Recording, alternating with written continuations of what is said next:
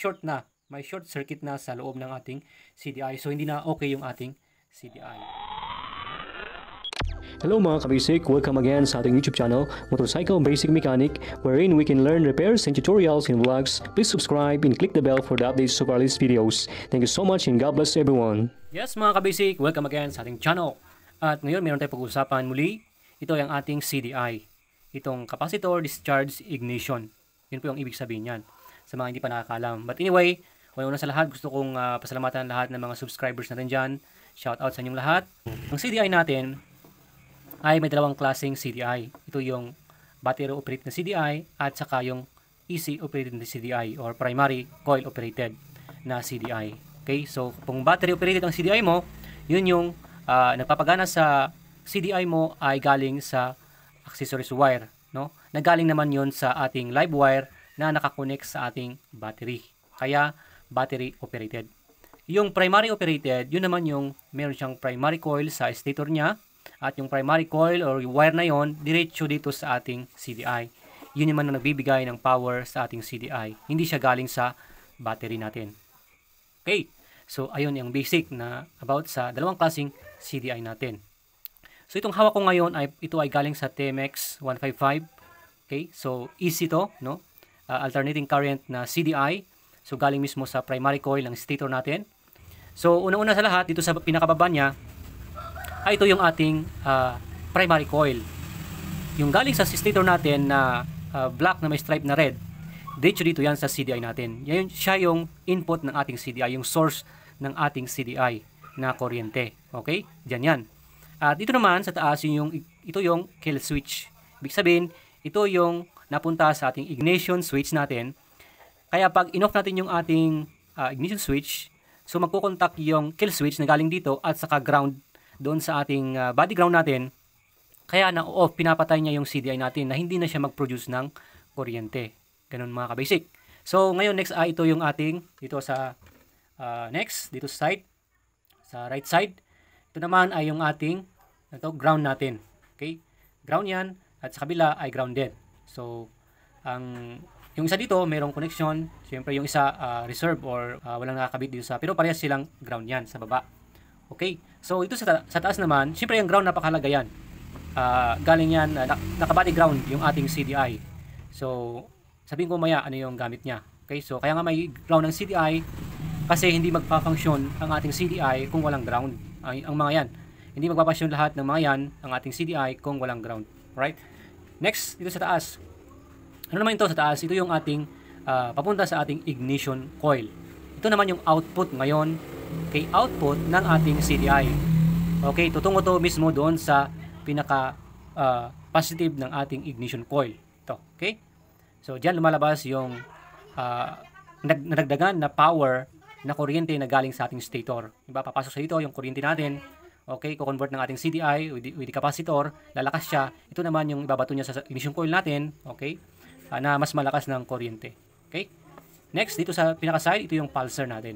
Napakahalaga dahil ito yung nagbibigay ng timing dito sa ating CDI upang maglabas siya ngayon ng kuryente. Okay? Dito sa ating terminal dito na papunta ng ignition coil natin. So, itong pulser na ito, galing to sa ating stator. Okay? Ito. So, itong ground, syempre, galing din yan sa ating stator. Diretso rin dyan. So, yun, tapos na natin ma-discuss or malaman kung ano ba yung mga terminals na ito.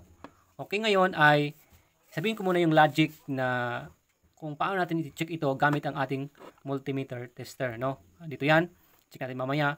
Pero ang logic dito sa pag-check ng ating CDI, okay, ay itong ating ground yung pinaka base natin na kung saan diyan na natin ilalagay yung ating test probe, yung negative test probe natin na parang siya yung pinaka base para i-check natin yung mga ibang terminals ng ating CDI. Kung meron na ba itong grounded na circuit sa loob or wala. Anyway, ang ating CDI pala is a charging circuit.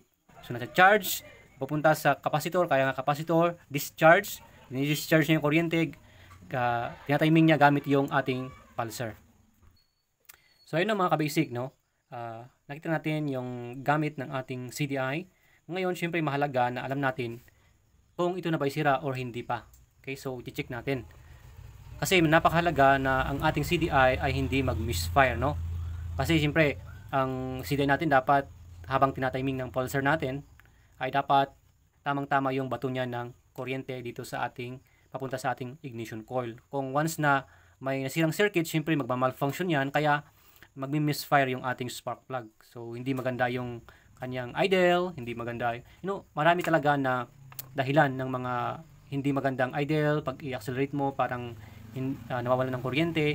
Talagang pwedeng CDI yung sira ng iyong motor pag ganun ang nangyayari. So kailangan alam natin kung paano to i-check.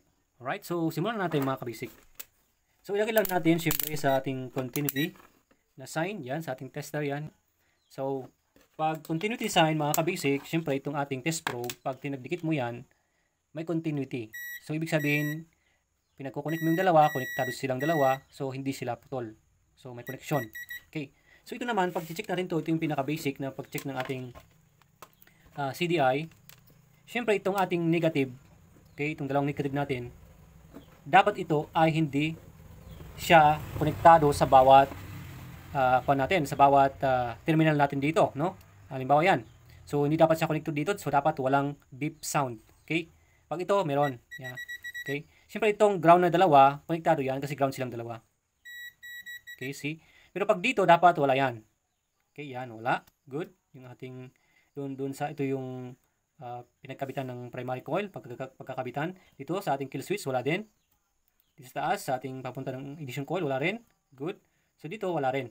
Hindi sila nag-connect. Pag nag-connect yan, nag-beep yan, short na. May short circuit na sa loob ng ating CDI. So hindi na okay yung ating CDI. Alright? So ganun mga kabasic. So good itong ating CDI kasi walang short circuit dito. Pag isa dyan ay nag-beep, nag-gano, no? May beep sound, palitan mo na ang iyong CDI. Alright? Ganun mga kabasic ang pinaka-basic na pag-check. Okay? So, I hope na mayroon tayong natutunan mga kabasic about sa CDI, kung paano ba ito i-check. Okay? So, ganun lang mga kabasic, napakasimple. Ang ating negative pala, alright, yan. So, hindi siya konektado sa bawat terminals na yan. Pero, siyempre, itong negative natin, kailangan ng ating mga terminals pag umaandar na, no, ang ating motor. Kasi hindi pwede na walang ground ang CDI. Once na tinanggal natin yung ground natin, hindi na rin gagana lahat yan. So, ibig sabihin, ang ground natin mahalaga yan, gagana ang ground natin, okay, pag gumagana na yung ating motor or nakastart na yung ating motor. Alright? Especially yung ating pulsar, yan. Yung ating papunta sa ating ignition coil, yan.